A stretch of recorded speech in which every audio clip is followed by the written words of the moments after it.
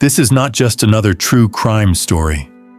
This is one of the most shocking, heartbreaking, and unbelievable cases ever solved. In 1974, a talented young artist named Mary Schllees vanished while chasing her dream. What followed was nearly 50 years of mystery, fear, and grief, until a single strand of hair finally revealed the truth. This is the most horrifying, tragic, and unforgettable story you will ever hear. And I promise, it's the most powerful video you'll watch today. Mary Kathleen Schllees was born on November 11, 1949, in Champlain, Minnesota, the daughter of a large, close-knit family. From the time she could hold a pencil, she was captivated by art.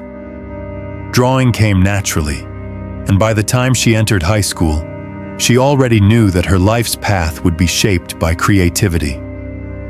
At the University of Minnesota, Mary pursued fine arts with a focus on painting and sculpture. Her professors immediately saw something rare in her, a natural eye, a hand guided by instinct and discipline. She earned scholarships, graduated with honors, and quickly gained recognition. Exhibitions displayed her work, and she even spent time abroad, picking up fluent German and Danish, dabbling in Japanese, and feeding her hunger for culture and inspiration. But art didn't pay the bills. Mary lived modestly, splitting rent with a roommate and traveling cheaply. For her, hitchhiking was practical, even ordinary.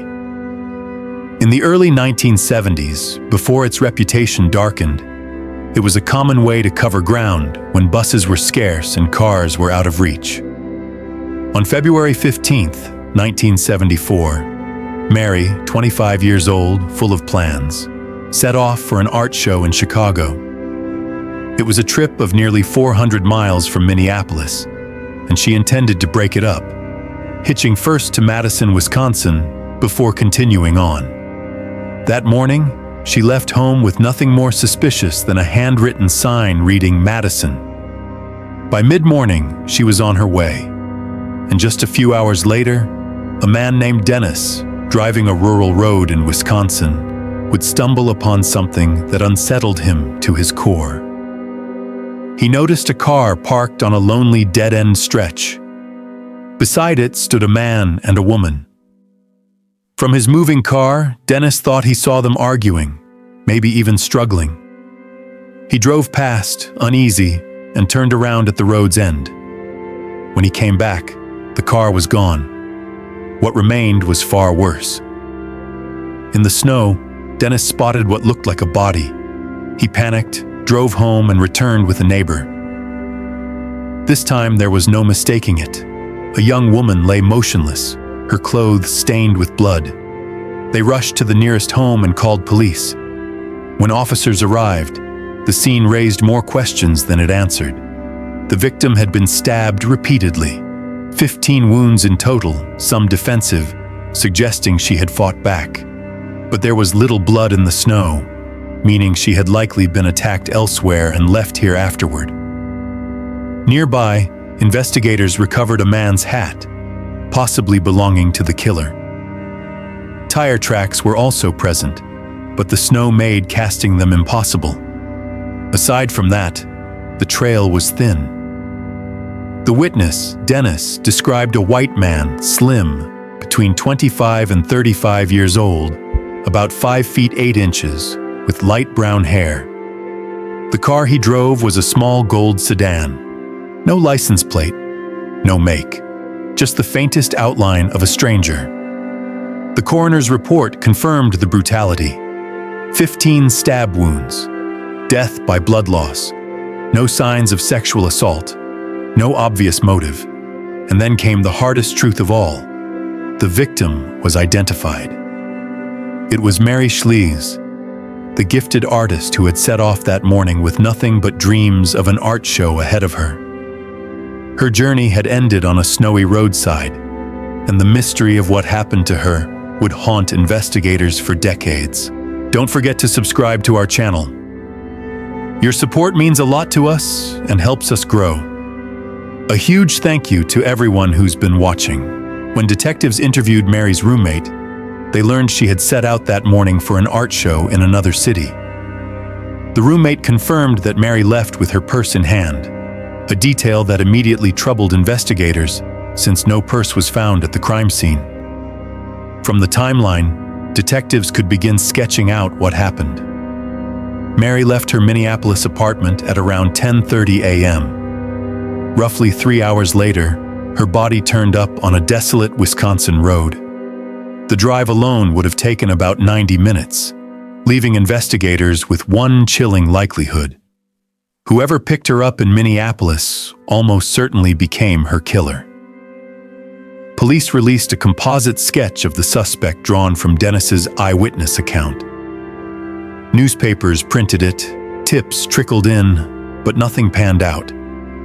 And soon, suspicion began to turn back on Dennis himself. The reasons were unsettling. He had been on a deserted dead-end road, an odd place to be without a clear explanation.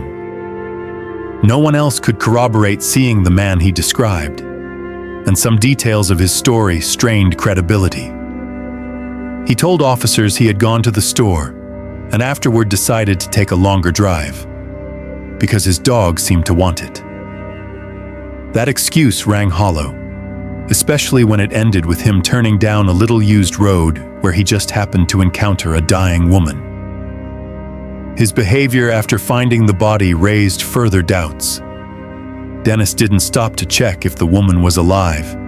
He didn't even use the nearest phone. Instead, he drove all the way home, fetched a neighbor, and only after the neighbor confirmed it was a body did anyone call police. To detectives, it looked suspiciously like he was keeping his distance from the crime, yet not all the evidence pointed toward him. Tire tracks at the scene didn't match his car, though investigators couldn't rule out the possibility that another vehicle had come through earlier. More importantly, there was no proof Dennis had been in Minneapolis that morning, making it unlikely he was the one who picked Mary up in the first place. But it still left open the possibility that she caught an initial ride and later ended up in his car. Detectives pressed him relentlessly. He never changed his story. In desperation, they even tried hypnosis, twice. Both attempts failed. Then came an anonymous letter urging police to dig deeper into Dennis as a suspect. But the letter provided no facts, only suspicion.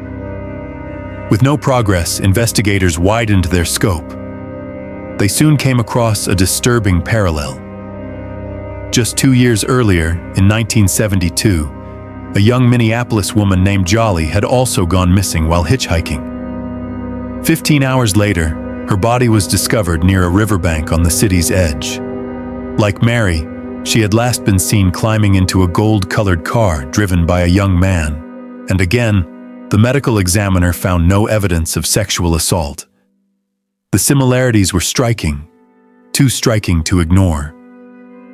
Detectives wondered if the same killer had struck twice, but the investigation into Jolly's death had stalled years earlier, and like Mary's case, it offered no solid suspects, no breakthrough evidence.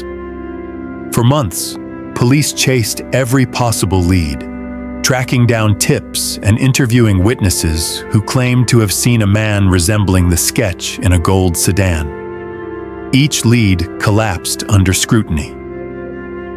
With nothing left to pursue, the investigation slowed to a crawl, then went cold. Over the years, the case would be reopened time and again, each time with the hope of a fresh angle, each time ending in the same frustrating dead end. By the early 1980s, investigators began to wonder if Mary's killer might have been one of the country's most notorious predators. Randall Woodfield.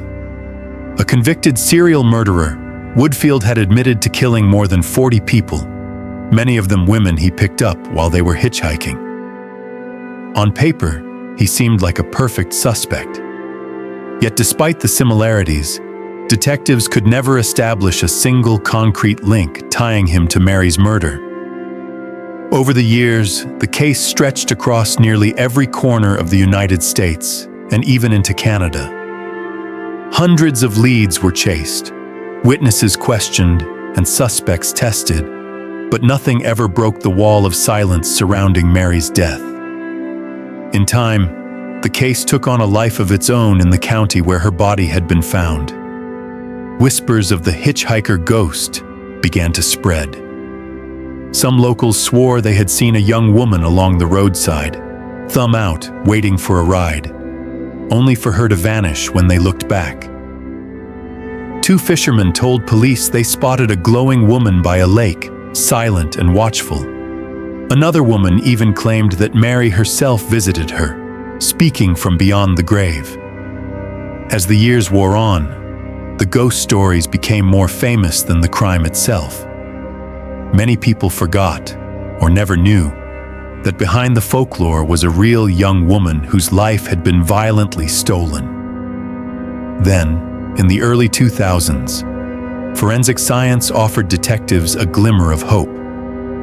Back in 1974, medical examiners had found blood and skin cells beneath Mary's fingernails, traces believed to belong to her attacker. But when the samples were re-examined decades later, no usable DNA profile could be extracted.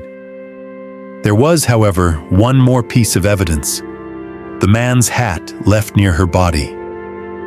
Preserved inside were a few strands of male hair. Forensic scientists tested them and managed to pull a partial DNA profile. It wasn't enough for a direct match in the FBI's database, but it was enough to exclude a long list of suspects, including Randall Woodfield. For years, the case sat idle again. Then, in late 2022, detectives learned about a breakthrough technique: genetic genealogy. It had already solved dozens of cold cases across the country. Realizing this might be their last real chance, investigators partnered with a college lab in New Jersey that specialized in the method. The scientists began with the partial DNA profile extracted from the hat. It was a daunting task. Without a full profile, the search through public genealogy databases was painstakingly slow. But gradually, patterns emerged. Family trees were built, narrowed, and tested. Eventually, a name surfaced, a man who seemed to fit. Detectives collected his DNA willingly, but the results were a disappointment. No match. Then analysts proposed a twist. The killer might not be this man, but someone closely related, perhaps his cousin. Investigators tracked down another relative, tested him too, and once again hit a dead end. The science, however, was clear. Both men were close biological relatives of the killer, yet no one else in the family tree seemed to fit. That's when a new theory surfaced. What if the killer had been adopted? Adoption would explain the missing link between the biological relatives and the suspect himself. Investigators dove into old records, searching for the hidden branch of the family tree. And finally, on November 4th, 2024, they struck gold. The trail pointed to an 84-year-old man named John Miller. Detectives dug into Miller's background and soon learned he had a daughter. She agreed to provide a DNA sample. When the results came back, the truth was undeniable. The DNA from the hair inside the hat matched her father. After half a century of unanswered questions, the identity of Mary Schllees' killer had finally been revealed. 50 years after her body was left in the snow, justice, at long last, had a name. When the DNA match was confirmed, detectives wasted no time. They went straight to John Miller's home. The moment they laid the evidence before him, Miller didn't protest, didn't even hesitate. He confessed with chilling calm. He admitted that on the day of the murder, he had picked up Mary from the roadside, offering her a ride toward her destination. But once they left the city limits, his intentions turned sinister. He pressured her for sex. When she resisted, Miller pulled out a knife and stabbed her again and again. Afterward, he drove to that isolated dead-end road. His plan, he said, was to hide her body in the snow. But just as he dragged her from the car, headlights appeared. A passing driver startled him. Panicked, Miller dropped everything, leapt back into his vehicle, and sped away, leaving Mary's body exposed by the roadside. The following morning, a newspaper headline confirmed what he feared. The murder had been discovered. Yet Miller felt an unexpected sense of relief. The witness, it turned out, had misidentified his car. The article reported a gold sedan. Miller had been driving a pale blue vehicle. That detail, he later said, gave him confidence that police would never connect him to the crime. In his confession, Miller displayed little remorse. He claimed he hadn't thought much about Mary in the decades since. He remembered discarding the knife in a swamp near his home, but said he could no longer recall what became of her purse. When asked if he had killed anyone else, he flatly denied it. He couldn't explain why he had killed Mary at all. Prosecutors moved quickly. Miller, nearly 85 years old, made it clear he had no intention of fighting the charges.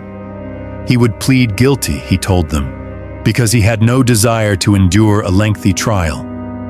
He accepted that he would spend whatever years remained of his life behind bars. At last, 5 decades after Mary Schllees was murdered, justice had a name and a face. The case was closed. As for the 1972 killing of Jolly, Miller's involvement now seems improbable.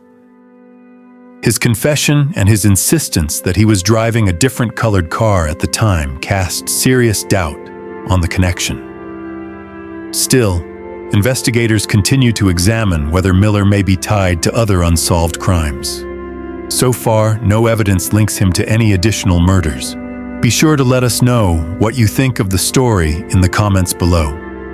And if you like this video, smash the like button and don't forget to subscribe. A playlist is going to pop up right now with more videos you'll love. See you guys next time.